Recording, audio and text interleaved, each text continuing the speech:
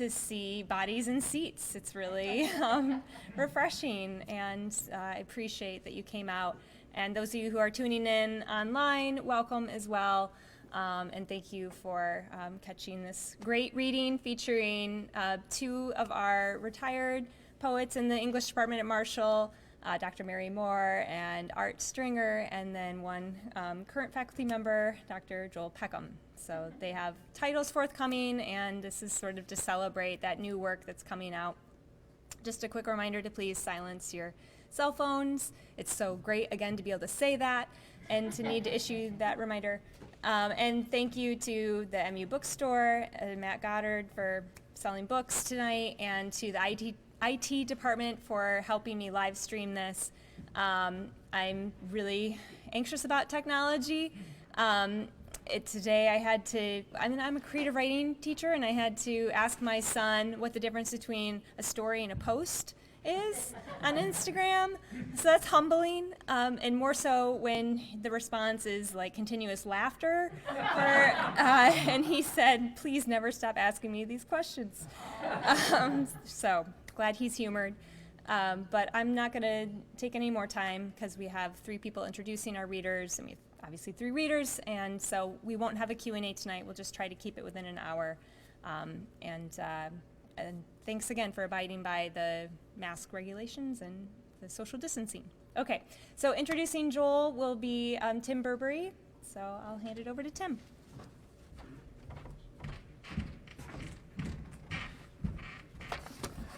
Well, it's definitely an honor and a pleasure to introduce Dr. Joel Peckham. He's been a colleague for a number of years, but really has become a friend the last couple of years. We've been hanging out more and discovering that, our sons pretty much overlapped in high school, just different by 1 year. We played some music together and talked poetry, so this is a lot of fun for me. Joel has published 7 books of poetry and nonfiction, most recently God's Bicycle and Body Memory. Individual poems have appeared recently in or are forthcoming in Prairie Schooner, the Southern Review, the Sugar House Review, Cave Wall, the Beloit Poetry Journal, and many others. Currently, he's editing an anthology of ecstatic poetry for New Rivers Press titled Wild Gods, the Ecstatic in American Poetry and Prose. His newest collection, Bone Music, is out from Stephen F. Austin University Press. He's an associate professor of English literature at Marshall, where he teaches a broad range of courses in creative writing and American literature. So please welcome Joel.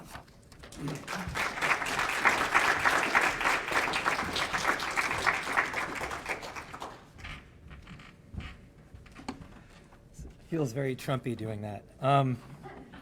Okay, I am going to, so I'm just going to read 2 poems, but if you know me, you know that doesn't let you off the hook at all.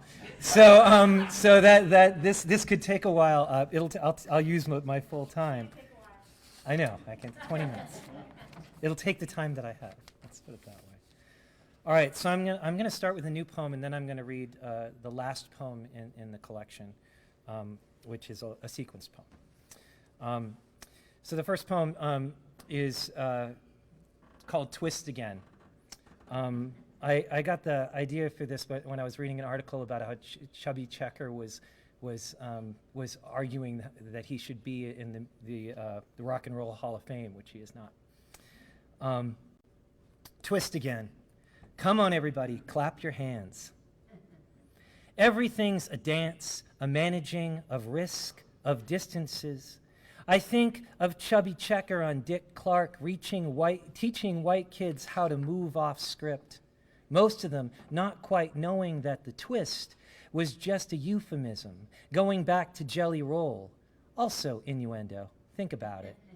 All this convolution of the hips, just practice. Teaching how unsafe a thing can be even in the absence of touch because of it. The charge of almost being close enough, a warming of the engines, wind it, crank it, turn it up, tension, torque, so much. Art is just the space between the beats and the swing, that held back urge to leap.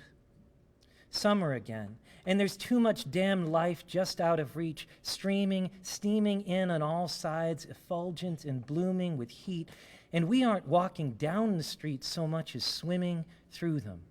Air dense and warped liquid, a responsive surface, and every color shimmery and shifty and green, leaves heavy with blossom and scent, and there are no hard edges unless one hits you. There is always a violence to pent-up demand. When you don't know if you're excited or afraid, and you don't really understand the words of the songs you are singing, or the way your body wants to move to the bass, careening, only you can hardly wait for what might be, even with a planet on the edge of flames. And you can't stop sweating, no matter how little you wear, so boys go shirtless and the girls in summer skirts and shorts slide by, and everything feels safe in being unsafe because that's normal? Getting there, at least. I think of every time I've watched a child flying up, legs splayed, shoulders back, rising until chains go slack with gravity, begin to kink and snap, building up that need to launch yourself, dreaming of astronauts, thinking, what if I let go, let's go. And so, a million broken wrists, ankles, and trips to the dentist, an exploding population, moon landings, and riots in the streets, and Martin, Malcolm, and the Kennedys, and rock and roll and R&B, and sex, sure, sex always. There's a reason all those poets called themselves the Beats. All right, sort of a lighter thing. This is not. So for a long time, when I started, wow, we just had a whole bunch of people come in. I'm going to pause for a second. For a long time, I didn't write about. I was in an accident that took the lives of my wife and my oldest son back in 2004, a while back. Obviously, I'm doing great now. Things are good. But for a long time, I couldn't write about that in poetry. I wrote prose about it. So this collection, I tried to engage with that much more. I'm pleased with the results. Ultimately, I'm hoping that it's a book less about grief and trauma and more about healing. And this is the penultimate poem, the last poem in the book. Penultimate's not a word I ever say. I don't think I've ever said that before. So let's just forget I said that. The last poem in the book. Starts with a quote by a poet I love named Jack Gilbert. If the locomotive of the Lord runs us down, we should give thanks that the end had magnitude. This is called the Locomotive of the Lord. It's in sections, but I'm not going to read the section numbers because that's just weird. I have never lived so far from the tracks I could not hear a train, its whistle and chug washing over me like dawn across an ocean or a prairie. If light could grow loud as it came on, or you could feel it rising in your feet, swelling in your chest, as if the train had started somewhere inside you, as something small and far away and was growing closer, growing larger. So you want to dive out of the way, but you can't dive away from yourself. It is always too late. The mother pulls her child back from the tracks, even though he is already 10 feet away, her breath warm against his face, her lips close to his ear, saying, "No, honey, this is not the one. This is not our train." And his eyes widen in wonder at the sheer momentum, the speed and force of it, the flash of metal, its windows blurring into a single sheath of all the tones of silver, and the rushing sound and the bell ringing the end of the world, and the feel of those fingers on his shoulders tightening their grip, digging in, knowing how the train is not only the train, but the space it makes, the pressure wave, how it goes through you and goes on, pulling you by the belt of your coat, lifting, longing to follow after it, so you must lean against, into its wind, then leaving you behind unbalanced and dizzy in the settling of leaves and dust and longing. The gentle sadness and surprise that we are still here, that it is faded, and wherever it is going, it is gone, and you can't chase it. And whatever and whoever it carries away, it is not you, and yet you feel a part of you is going with it. The long string of your breath, maybe, or a scrap of wonder that wonders if perhaps that was, in fact, your train. Someone told me once all metaphor is a proof for how the world connects or tries to. So even the saddest, darkest, angriest poem is an act of love, an act of joy, lovemaking, being full of, being packed with things, the stuff of life reaching for itself and for others, each thing getting as close as it can to the other things and throwing sparks, dreaming of entering each other bodily, then pulling away, sated and unsated, the sheets tangled around their feet. Maybe they tease each other about who will sleep in the wet spot. Maybe they spoon. Maybe they sleep. And on waking, reach for each other again. I think of transfers and connections, and tracks going everywhere, strong cables coupling cable cars, coupling towns to cities, clasping the country together. As a boy, I would walk down to the tracks with my best friend, and we'd put pennies on the rails, then wait, placing our palms to steel to feel the first vibrations in our hands, as if the train could ride our nerves, our veins, as if in feeling it miles away we were connected, boy to rail to train. As if we were the train, then scrambling up the embankment, then the explosion, the roar of wheels and wind. I do not know what happened to those pennies, flat and curved, the fingernails of some bronze god, but I remember their smooth heat alive in my hands.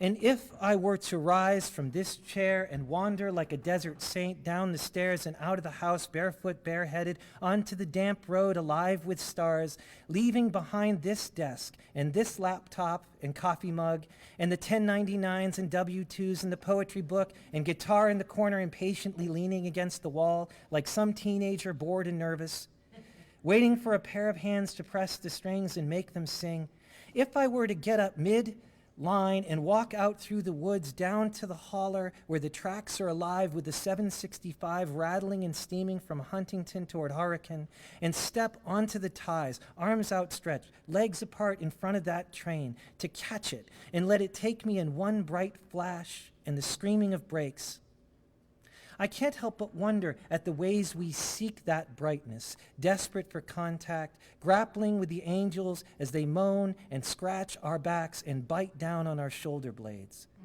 At how we tear down roads too fast and dive off of cliffs and out of planes, taking the needle or the pipe or the pill, holding the smoke in our lungs as long as we can, falling into beds and out of them again, coupling to uncouple. And if we're lucky, walk away knowing you never really walk away, which is, I think, a trying to unhitch, to interrupt the signal, the hive-like buzz by going through a thing, feeling it completely and emerging, shaking off the salt and sea and drying in the wind and sun's heat, cleansed. To live for an instant, in the instant, with no expectations or regret. Someone else will read that book, pay those taxes. The guitar will be sold at the churchyard sale to another skinny boy with long fingers and a head full of music who will play it better than you ever could with your heavy bricklayer's hands. And it is a relief to know the world does not need us, that it might be better off, in fact. Have you ever seen a house off the road overgrown with kudzu, so the edges are rounded and green, and the shape of a house is only a suggestion, discernible from a distance? Have you ever wanted to part the leaves and enter it, hot and dark like a lung? Loss can be a deepening too. The maker of poems and songs written by your wife or son and much better than yours, with all their angry love and abandonment. I know too much about this, I think, and nothing. I know it is a privilege to be restless and dream of throwing a perfectly good life away, and I'm not going to. I'm only saying there is something about standing too close to the tracks as the ground begins to shake and the urge that it creates that reminds me of good bourbon, which reminds me of good sex, and good poems, which contain all the colors and flavors of sweat and risk. And all the metaphors, too, which makes you want to dive into them, in front of them, which is to say, there is something about the sound of a train. After the accident, when I was still relearning how to walk, there is so much I should explain. and couldn't drive and needed crutches to stand, and I swayed and ached with every tug and wobble of the world and was always in pain, and Darius was little, only 4. We rode the Amtrak from White River Junction down to Newark to visit Susan's parents, rumbling through the green-gray hills of western Mass into Springfield through the chill concrete of mid-December. I had to get up early from my seat each time we had to change a train, and it was cold in the vestibule between the cars, and everything creaked and shook and rattled, and the walls and floors shifted and vibrated. And it was hard to balance, so Darius kept tightening his grip around my leg, and the ticket agent came to check on us. "Sir, are you okay?" And I said, "Yes," because what else could I say? There is so much I could explain. And I remember never wanting to reach that station, get off that train, but to stand there in the iron cage and ache with my boy's death grip on a shattered hip, wanting to tell him to hold on with all his fear and strength and never let go. And I remember how he looked up at me through his wild hair, shivering, and how his looking ran me down and ran me through. Sometimes I don't know if grief may be love's measure, or maybe just a part of this, that unrelenting pressure on a healing break, a muscle trying to reknit itself as the cosmos shakes. There is so much I can't explain, any more than I can translate the language of a mountain, its trees ablaze with wings. How love, like pain, like hunger, makes us strangers to ourselves and makes us do strange things. Steal and plead and suffer and dance like David to the trumpets in the street, sharpening our senses as we lose our sense, making visions come. So I wake in the night, certain I am still in the house in Georgia with the yard full of chiggers and the chain-link fence where kudzu grows and creeps, and the railroad tracks behind it are always on the verge of humming and trembling into life, so that all the china rattles in the cabinet, and Susan shifts and groans, her long black hair spread on the sheets like a downed raven's wing spread across a highway. I have heard the voice of my son I lost so many times and have risen from the bed and tried to find his room only to stop and stare about in disbelief at who and where I was, and then slide down the wall, shaking, grateful, sick in the gut, sweating, chilled. This life is a beautiful accident made of accidents we try to shape. And sometimes the sound of your son in the night is the distant whistle of a train rolling away. After the honeymoon, Rachel and I rode the Wolverine from Chicago back to Kalamazoo. It snowed through the service at St. Mark's in Coldwater, through the reception and the wedding night, and breakfast at her parents' farm, and the 3 days in the city spent mostly in hotel rooms. Glass boxes within glass boxes, stacked on boxes, hovering over other boxes, all of them shining with their own light and heat and lights of the city, warm spaces floating in the freezing air, like stars among stars. If stars were packed close as they seem from a distance, instead of millions of miles and years away, separated by freezing space. How do I explain? Do you ever think of her when you are making love to me? And I said no. It's like an ache, this ache at my hip maybe. She is there, but over there, and still inside of me and all around, but not. You can make love in grief, in pain. You can dance to the Lord in a crowd and still be dancing as if they were not there, as if he weren't watching, as if she were watching. We do it all the time. Make love in a box of warm air, in a building full of other boxes, other people, clicking through the channels, showering, making their plans for dinner, dressing for the show, undressing for each other, teasingly, slow, or quick and desperate. I think of Susan. I think of Cyrus in the way you think of deer on a hillside outside a bedroom, throwing on the floodlights as you sleep. You know that they are there, and sometimes you would wish to run a hand across a back, feel their bones and heat, their hunger. But you can't, and sometimes you wake and stare and lock eyes for a minute, and then they run off, run away. And so we drank champagne we smuggled in a coat as the train plowed through 2 feet of powder on a clear blue day, and the snow exploded and whirled around us, caught in the wind that the train had made around the train, glittering in brilliant constellations, a comet entering the atmosphere, a tunnel of sunlight, starlight, and frost wheeling and dancing in space. I have been thrown onto the tracks and run through, felt the blast of it, the heat and shudder, and have risen to find myself in disbelief, uncoupled, bones reaching for each other for themselves only to be run down again. And that is how it is for most of us, I think. Unless you are lucky and find yourself one day shivering, someone whispering, "This is the one. This is us, our train." And then maybe you step off the platform and step up onto the stairs and find your seat. And you think, "I will ride this wherever it takes me," and be thankful. Thankful for the hand in your hand and the blazing world outside your window, picking up speed as it goes, losing its shape, becoming a wash of white and green and blue and gray. Thankful for the city and the buried fields of wheat and corn. Thankful for the sun you've lost in a shower of sparks and the sun waiting for you at the farm. And how sometimes you find one in the other. How one hand becomes another, sometimes painful in their transformations, and how they slip from your grasp. Thankful for the grinding ache that reminds you of who you were and are. Thankful for the fleeting moments when you forget it's there. Thankful for how it returns each morning as you rise from bed. Thankful for the impact and the magnitude.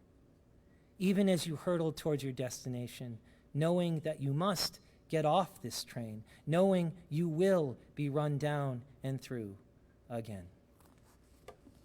Thank you.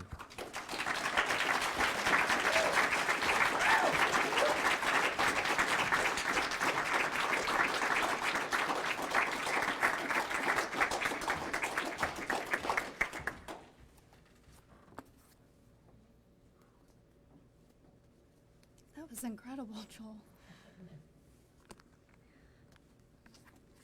I'm pretty sure I wrote too much, so I'm going to shorten it. All right.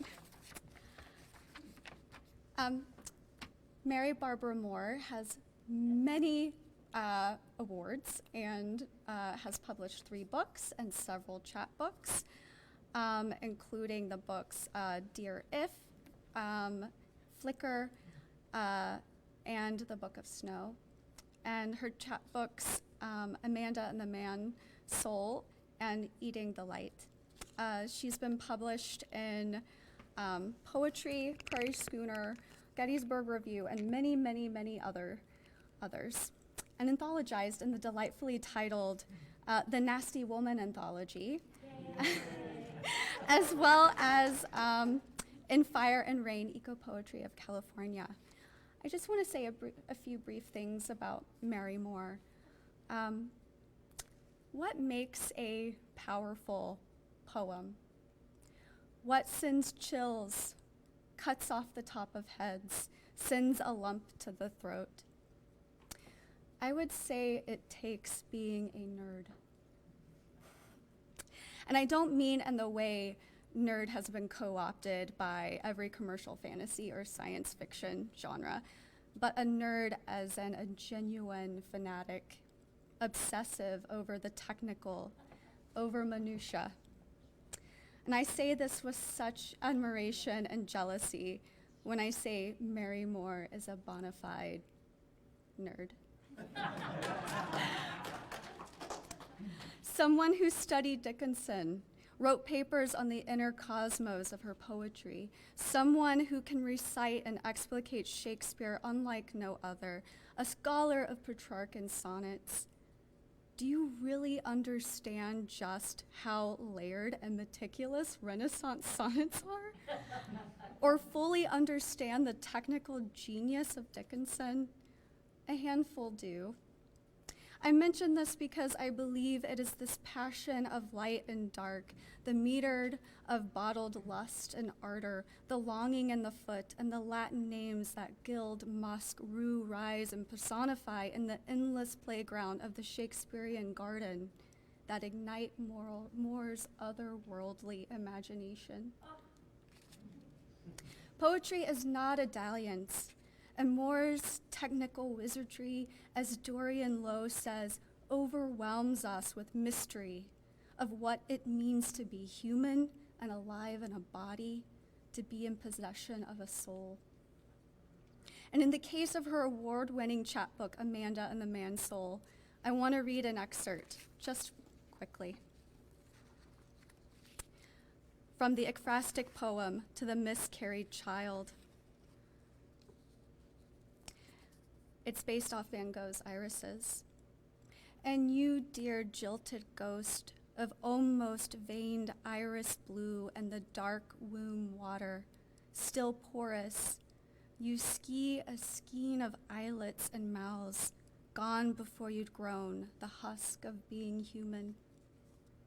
More allures you with light, color, so heightened is the image that there is no such thing as familiar, and we find empathy longing, a could have been. In the different world of Book of Snow, we also have ghosts and vibrations of fauna, but also the root of woman, birth. Moore's wit, humor, ecological sensibility is winged and earthy. Birds, birds, birds, flowers and birth, but also stone and marble, intellect, but also many friendships and dedications. What makes Moore so entrancing as a poet is that searching, that focused razor-sharp eye cutting out an iris and placing it on a velvet backdrop, to then wrap it up and then to give it away. To all those sweet names that poems are dedicated to, and to us, the reader, hungry to feel our souls stretch in our tired but yearning skin. Mary Moore.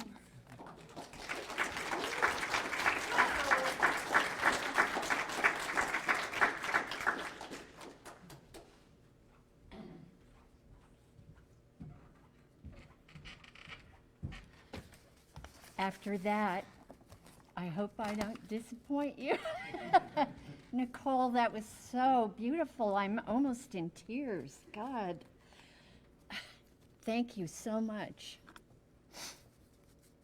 I'm going to start tonight by reading a poem in honor of Veterans Day for my father. It's in the book Flicker. Family's Fables. In my father's World War II photo, he's sharp, Army corpsman in khaki, chicory blue eyes, innocent as shrugs. Bluff, backslapper, talker, and joker. He flew North Africa in a tail gunner's turret, a short man and choleric, whose blood pressure rose so high his arteries thickened like cork.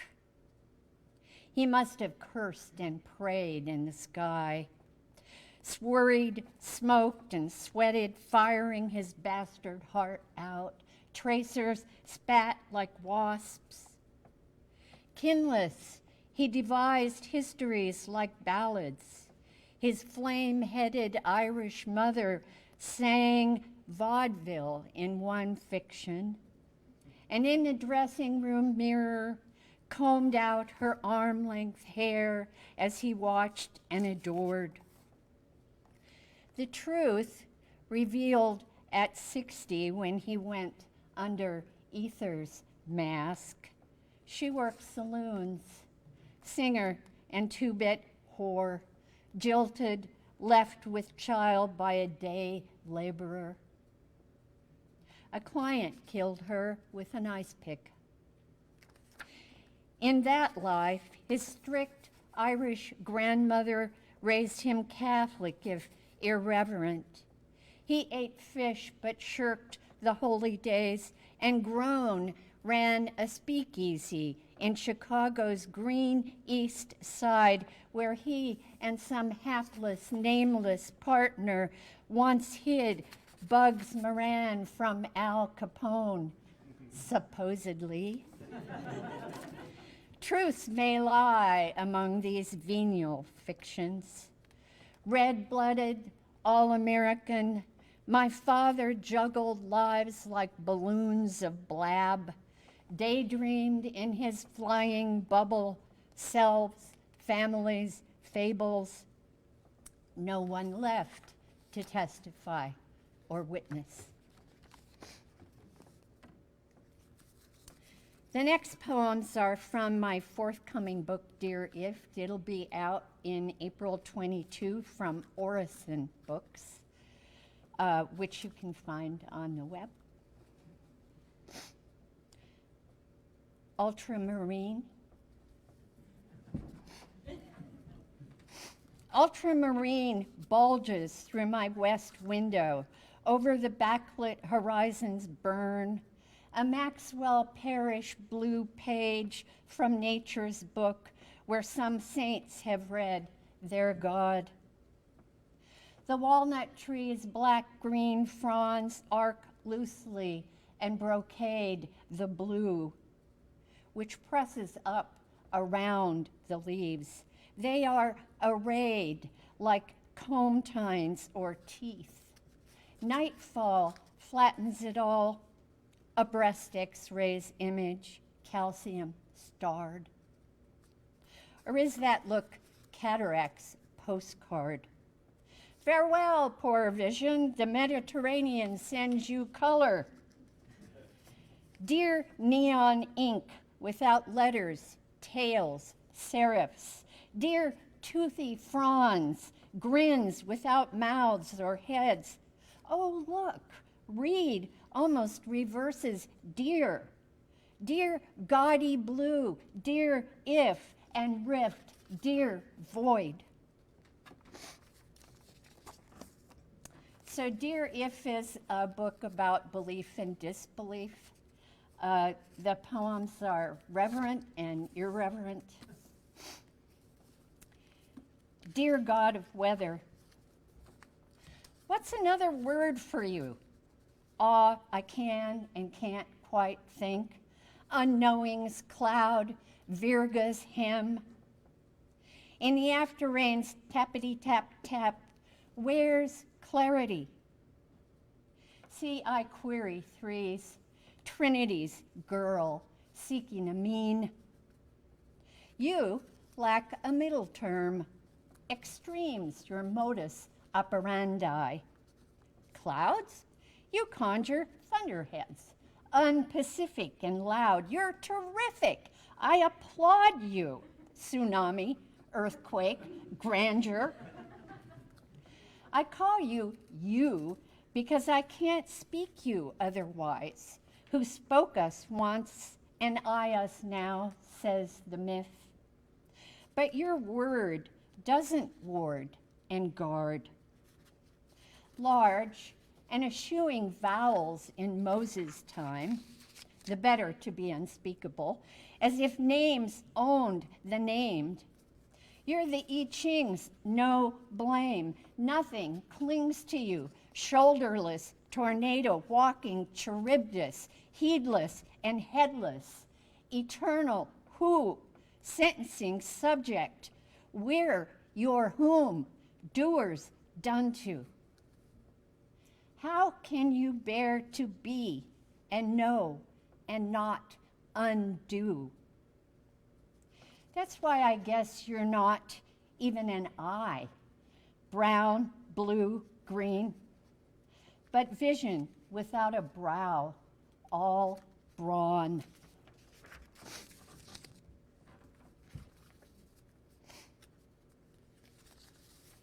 I practiced, but as usual, I brought more poems than I need. Dear Pilot for Marie Manila, those ephemeral X's, the crossbones where two contrails meet, Marie's father signing the sky, her mom said. She imagined a literal heaven where everything means, a world of medieval letters painted, capitals bearing birds, animals, vines, as if words gave birth to world. No wonder her daughter writes. Imagine the monks at work, heads bent in rows, the pink O's their tonsures frame, the vowel of pleasure, pain, and wonder, like fontanelles, open again to whatever's above. Today's sign mimics the neighbor's chain link fence, rows of X's, all girls, their chromosomes akin. Or their rows of anonymous, women, poets, painters, playwrights, history erased. Poor X, you unname, even as you mark the spot, we who are named can sign. Maybe your sign, Pilot, is the skewed cross I worshipped the burden of. Dear flyer, long gone, do you sign yourself or signal absence? Whose, we'll never know.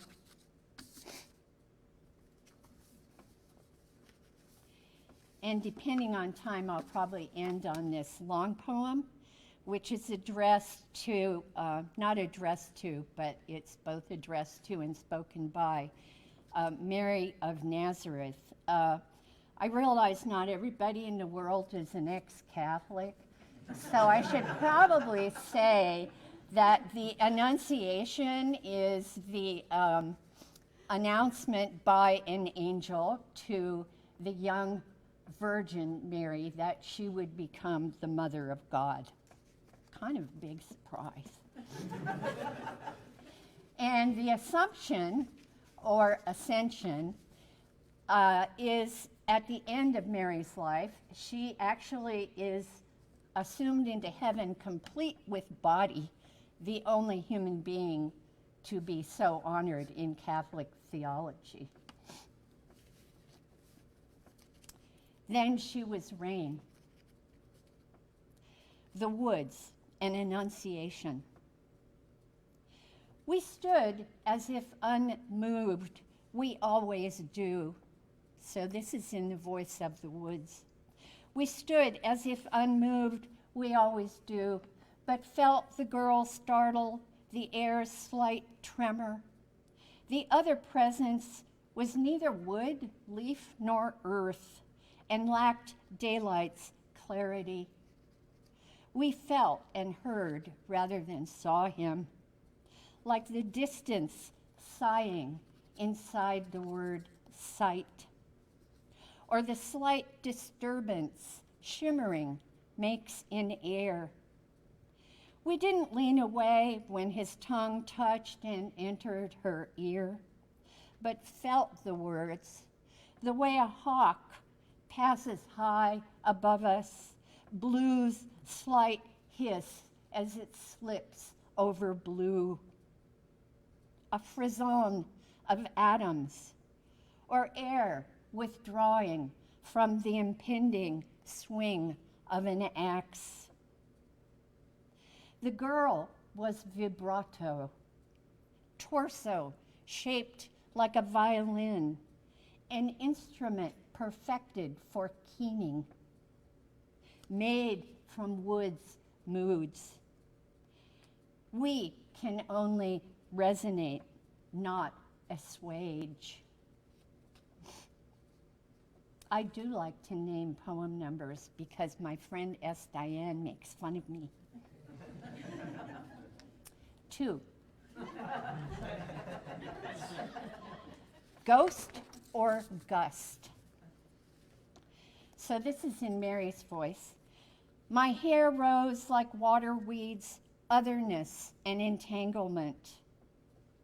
Was the rush a hush, a ghost, or a gust, and of what? Or was it a belligerence, something sheer and without mercy, not a somnolence, afternoon sunlight, fiddling birches or palms filtering through wisteria? It was tidal, like an estuary, a predestination, legible, only to those who can read the moon's control over tides. And why darken this? Maybe the clarity wind carries, which shows the sky to best advantage, and the tall windows framing the miles the clouds travel, unraveling the things they look like: carrots, fish, camelbacks, and a horse almost, the horse named Almost, who can't be bridled or ridden. Bewildering, this wildness, nearly without form.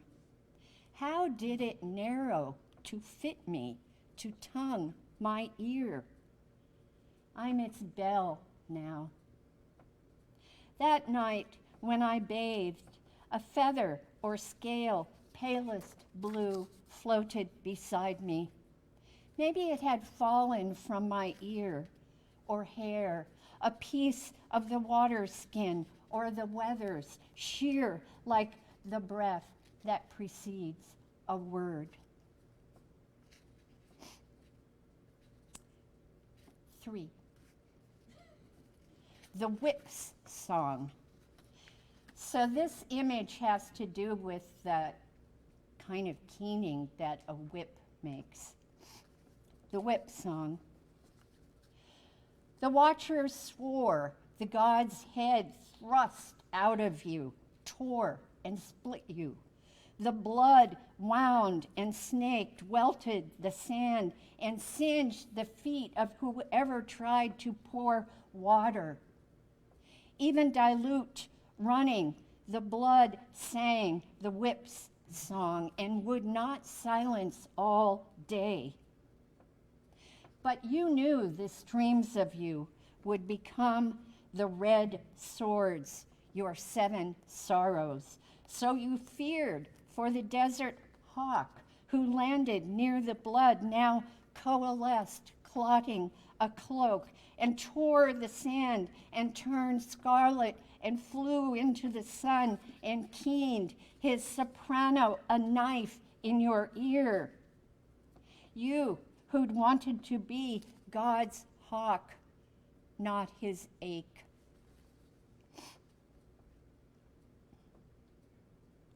The boy was at trial.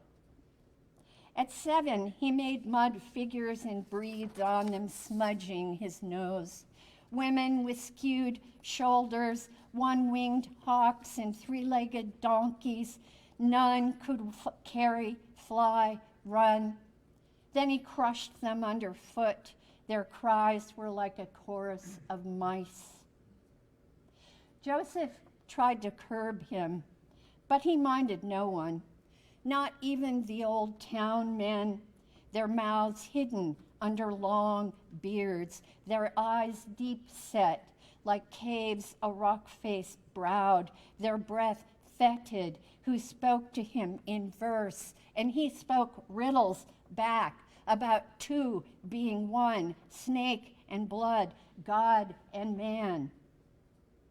Then he settled again and muddied his hands in the carriage rut and made a woman who sang like the wind and singed the old men's ears, and they turned away and fingered their beards. But a young, rose-faced man behind them began playing a flute, and the woman swayed back and forth like a slip hung to dry in wind. What could you do, who hadn't believed he was God, though you knew he could make a flute mourn or woo?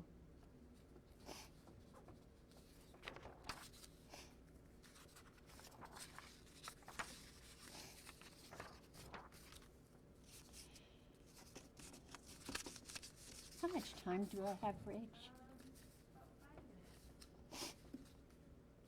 I think I can do this. She is assumed. This is about a painting by Titian. She rises into lemon-colored light, and the apostles below mostly a dark chaos of heads and arms, reach and point. The clouds bulge angel faces, many of them infants. The woman, still young, doesn't wear her usual holy card blue and star-edged cloak. Titians robed her in red and sanguined her. She is assumed blood and all they believed. Titian's painting lacks hills, trees, nature's superseded.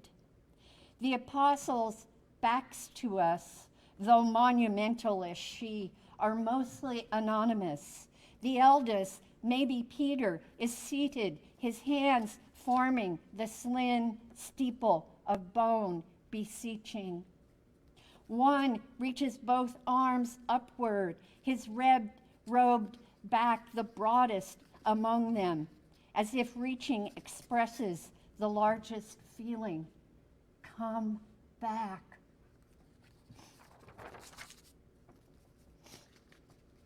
Another ascension, and this is set here. She rises from the abandoned lot where ragweed, wild violet, and condoms like used daylilies grow, where bachelors have lost their blue buttons and rain broods on the grass like beads the Trappist monks made from old glass.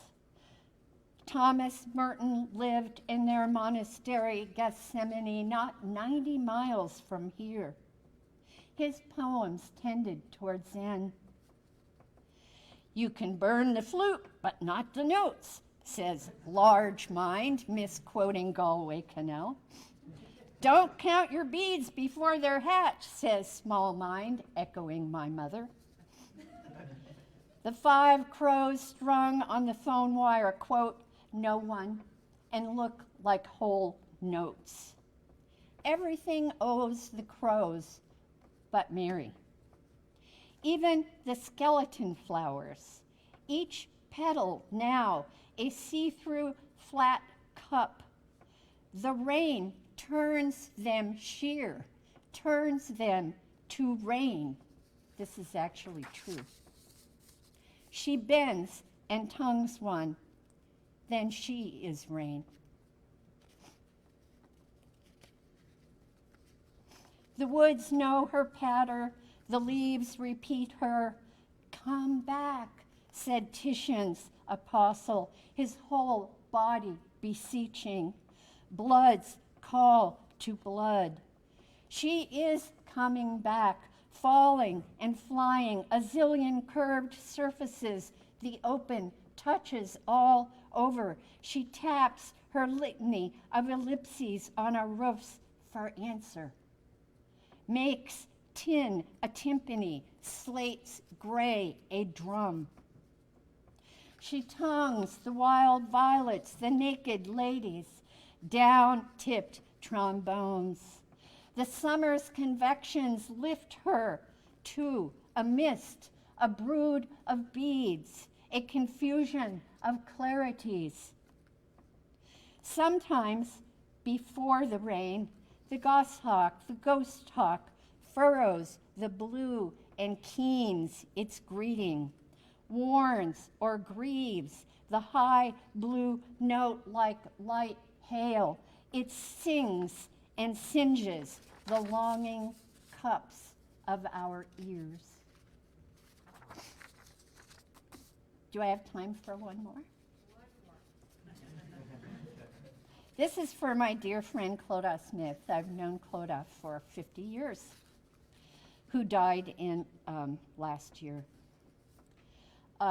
This refers to Tibetan prayer flags, and the word diaspora means exile. The Tibetans are exiled from their homeland due to the politics of China. They are Buddhists. They're like super Buddhists. Not understanding, but bearing. One approach is to practice becoming the thing you aren't. that graveyard column that looks like marble but isn't, which bears only air, a singular ruin and a rule of one. Or take for contrast the weightless lei or wreath of Tibetan prayer flags my window holds, paper miniatures, red, green, blue, gold, square wings strung together, each bearing words, petitions. They shush and whisper when I pass, the language of quiet, diasporas, small vespers, and they wait. Like a watcher's breathing, silence listens to. Sometimes time bulges, an imminence and a pressing forward around a ruins column among flags that tremble and pray, and there's breakage. The bare tree limbs on the ridge have fractured sunset, burning wedges, wing-shaped shards. Even breathing breaks the sky. My friend, whose dying still breathes, is stirring the prayer flags. The paper lisps a slight sibilance, breath and no breath, breath and no breath. If what makes her survives, it is not the eye like the column, thick, fluted with rain, sun. No, it can ride the air, able to bear and break without breaking, burn without burning, even in this room where I hold vigil among flags whose country is air, our country. And what is the I, after all? Air, a vowel I pronounce I, almost a keening. Thank you.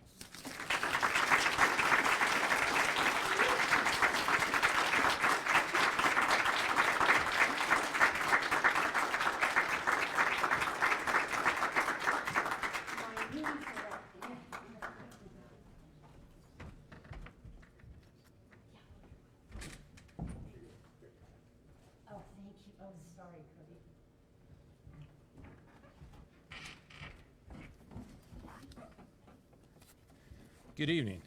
So it's been a long time since I've sat in front of a mic that wasn't on my couch. So it's been a while.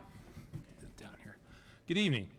It's my pleasure to introduce a stringer who will henceforth be referred to as Art Stringer for the sake of saying one fewer syllable. In looking over a poetry career spanning decades and still chugging, Art is an artist true to his namesake. His poems find beauty in everything from the otherworldly to the most mundane.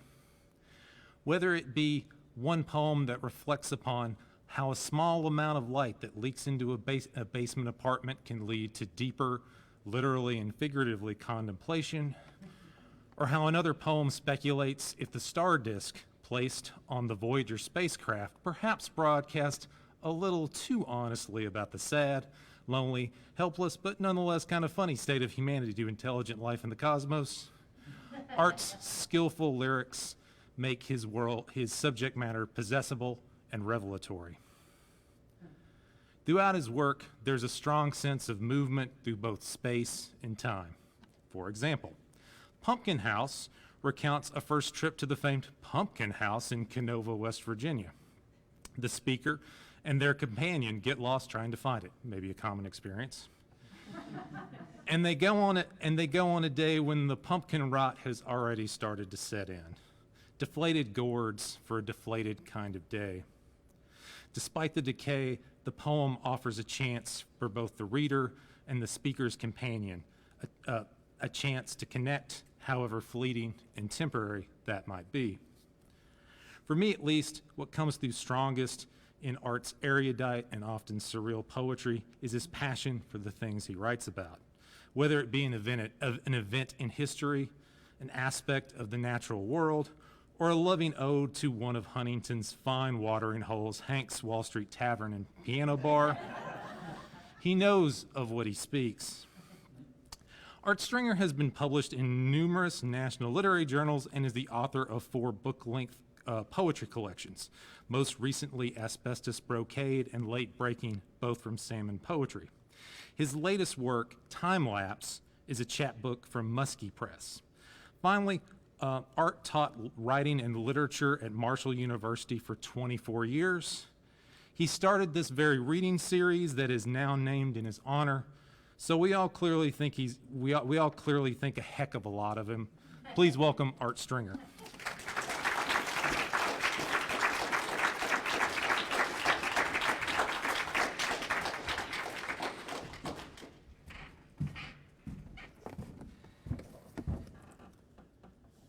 Thanks, you guys. You know, we could turn this on, but I don't think we need to, so we'll leave it off.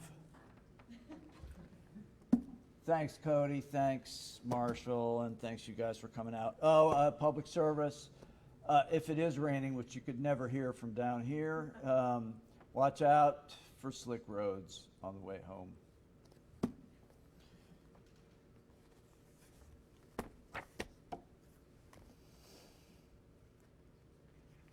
I too have a Veterans Day tribute, as they say in the movies, based upon true events.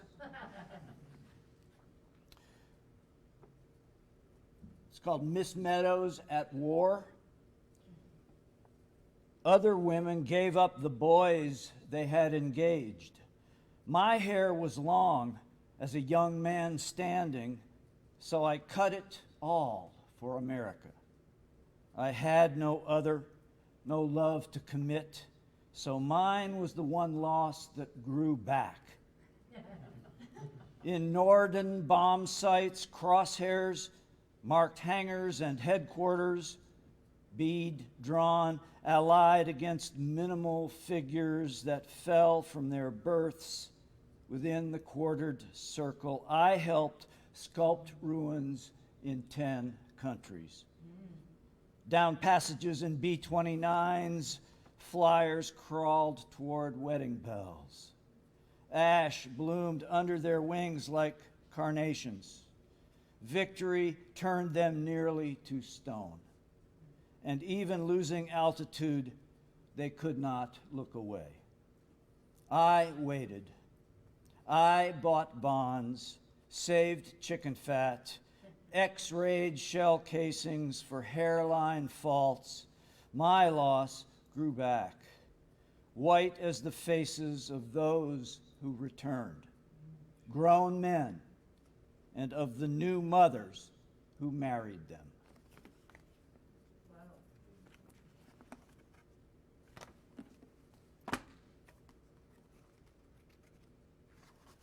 It's one of my favorites. It's just a little nature poem. But, you know, you gotta love that, so. It's called Dolphin Sign. Mist just visible on my glasses, improbably tiny beads convened. A dolphin, is it? Dips and pivots in the canal behind my sister's house. Low tide, they seldom swim this far into the maze of channels and docks. A few concentric ripples, then the curved dorsal fin appears, rides the arc of the body back below. Even at 50 yards, it makes for an event. Naturally, we want more. Distant gong, scanning for new ripples in a surface that mirrors the gray undersea of sky. We wait for another breach. Quick spray from a blowhole to let us know how much we know is missed, how much just breathing.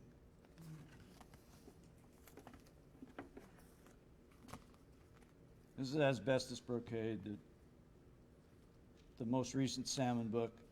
Salmon might do another one, you know. still holding our breath and wearing our masks.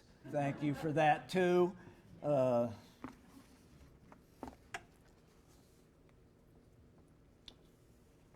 Homeless. It also happened in a Huntington location, which is no longer known by the same name. So I hold the glass door for him, ragged cuffs and hair, as he enters where I've just left. Street life or no, it's my dumb assumption we're all some way homeless, not just beat shoes and no place to lie. Full for now. Tonight I'll crop some pale greens for soup. Old shirt, frayed jeans, no socks. Yet I have work to do. Walk the blocks. See things I don't care for. Broken pavement. Someplace somebody got sick. Still the body I found myself in and wore out door to door since. Who on earth remembers?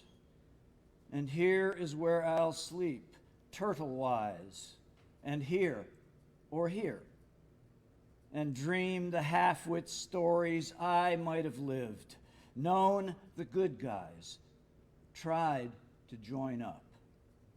This one, ducking inside for the all-you-can-eat buffet, he thanks me. Nodding, I pass through the space he's emptied, and we're briefly beside ourselves, whoever fills these shoes.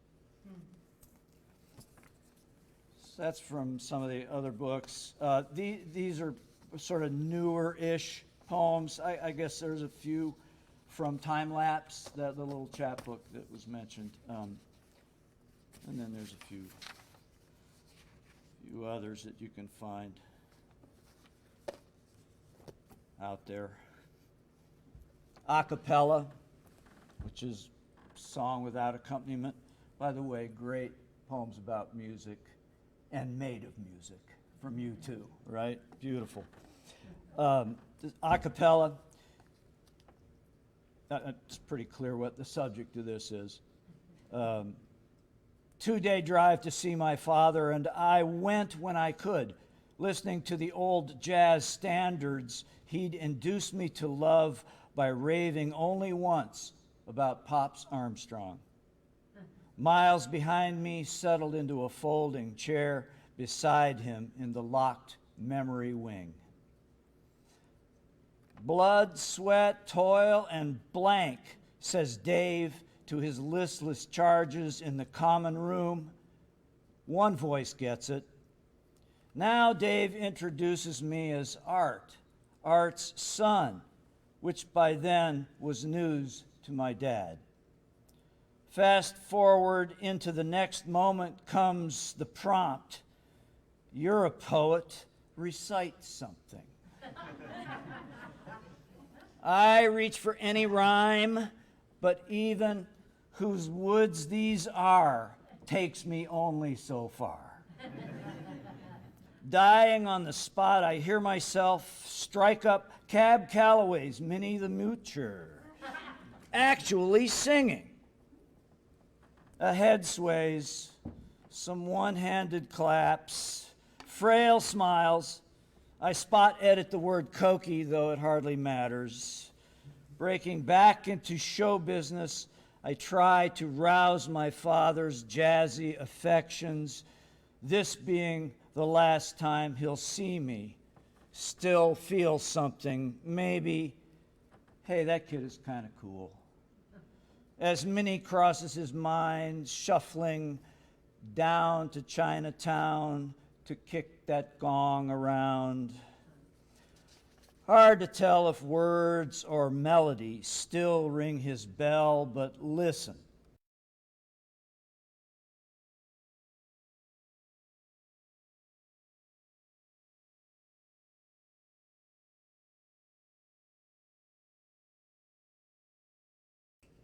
Regarding the poet and his love poems, I've said this before. You know, you share them publicly because you feel them, you still feel them. But it should be said, for me to you, indulgent listeners, when love is wretched, it makes me miserable, and when it's glorious, it makes you miserable. So prepare to, one of us is going to feel it. And this title is kind of a twist of a common phrase in literary criticism. It's a little play off that. The title is Suspended in Disbelief. While we were falling into each other, hands frantic, a song needled my ear. Knocking on heaven's door, its grim refrain. Desperately alive inside an hourglass, I could feel great deserts pouring through cracks in a world breaking up. My jaw began to ache, kissing you, convincing myself. No red flags, the doctor said, and showed me the charts. Still, I woke at night to that knocking. Even with you alongside, my heart struck midnight like a shutter unhinged in restless wind. Absolutely nothing wrong but the rightness of you. My imagination caught in the throes. Maybe we're not reborn by desire, which tale these moody lyrics keep telling, but by this dread that just as love makes up its mind to bind us, death's blade is winding up, bold crescendo. So here is a lullaby against peril, a song to lull us with goodbyes, abiding, and one last verse to keep you close while the world darkens and we sleep adrift on golden shifting sands.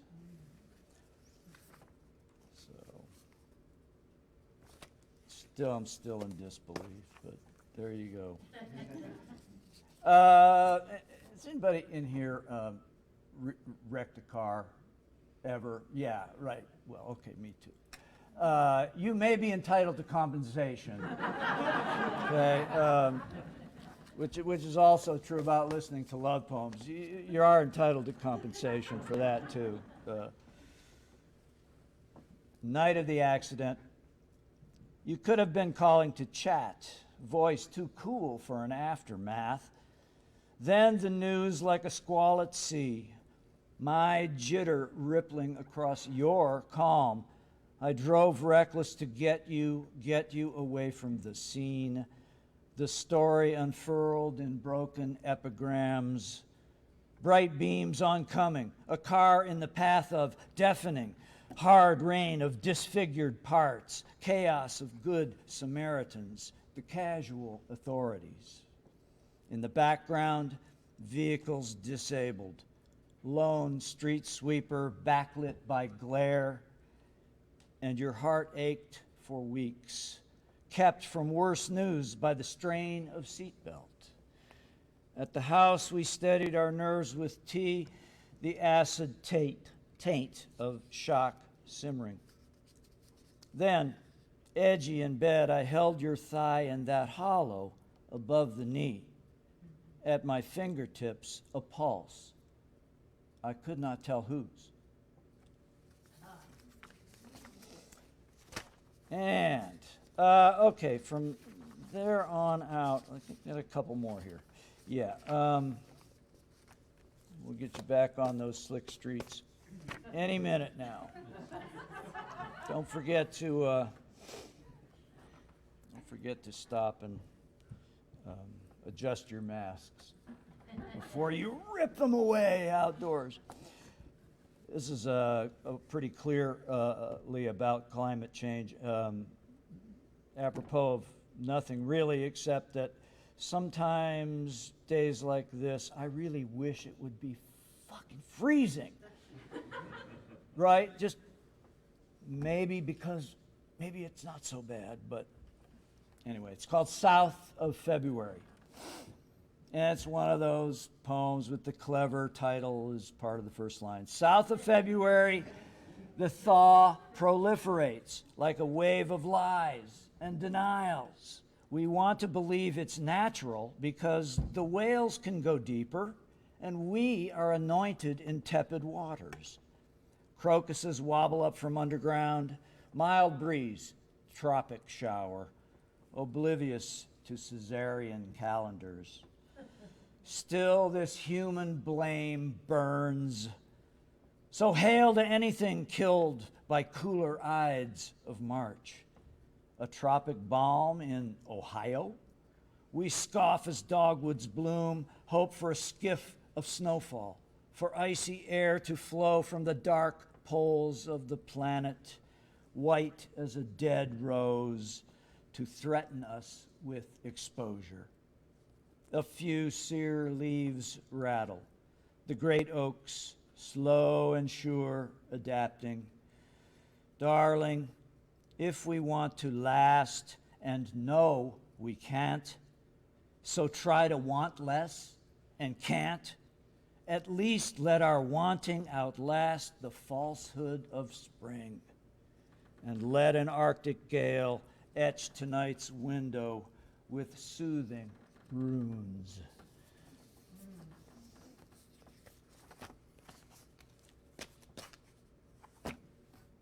This is a friend of mine that I knew but briefly toward the end of his life. He was a much better friend of our colleague and friend John Van Kirk. And this man's name was Bill Eldred. And the poem is called Hangover Cure. So if you go to Hank's tonight, be sure to have a copy of this. Anodyne means like curing pain. If words were anodyne, we could talk ourselves well. But like luck itself, they wound and heal both. The rougher the straits, the keener the wind. I feel your pain is only half a lie. Adieu to the paradoxically toxic euphoria we thought we could augment with one more dram of spirits on the rocks. Just listen to the sound of my voice. The past is only a headache if you forget it. Abracadabra, hocus pocus, out of focus, you are feeling very sleepy.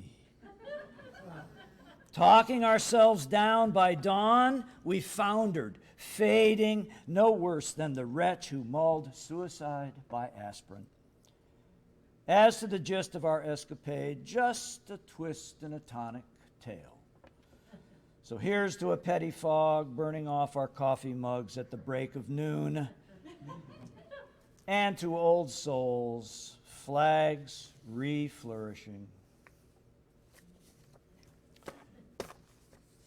I think that's enough, but for one, I'll read you this little meditation poem. It's called Meditation Mountain. Inside the glass, a candle burns. On oak flooring and a loose ring, we sit, eyes half closed, tasting each breath deep as the next. No set rhythm, but slowly, please. The flame wavers, intermittent as hours in a day, teased by currents into an easy dance. The simple metalwork of the sconce scores the light, shaping our focus into an odd gem, facets coruscating into each eye differently, any soul imaginable as raw elegance, refined by shadow. I am on the mountain, I say, a word apart from I am the mountain. Still breathing, still repeating, becoming a wedge of granite, a country. I don't feel summer sun bathing my flanks as Whitman did, nor hemlock groves, nor my outcrops rounded by rainfall, only a zephyr channeled in clefts, a warmth within, cool at the summit, my snowfields daily redrawn. About time's passage, I am unmoved, a hard glitter. Peril is merely. Let it drift off as cloud or a nameless tapping on the glass, a candle flame. Thus am I become what mountain thinks about all such things. Mountain, mountain, mountain, mountain. Thank you.